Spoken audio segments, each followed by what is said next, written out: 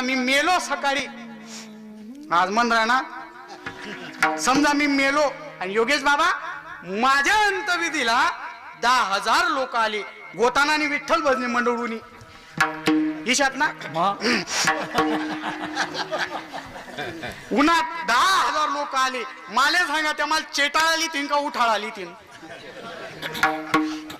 चेटाळ आली तीन.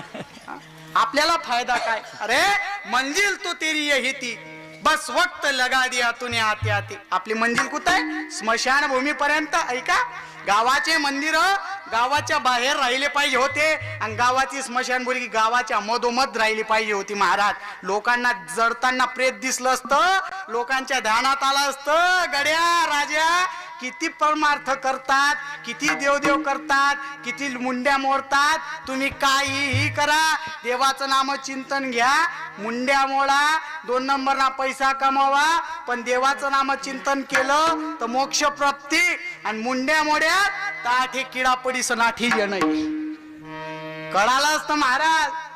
स्मशानभूमी गावाच्या मध्ये राहिले पाहिजे होती, लोकांना कळालं असतं की एक दिवस आपल्याला या ठिकाणी यायचंय. मंजिल तो तेरी यही थी, बस वक्त लगा दिया तूने आते आते. ऐका, मंजिल तो तेरी यही थी, बस वक्त लगा दिया तूने आते आते.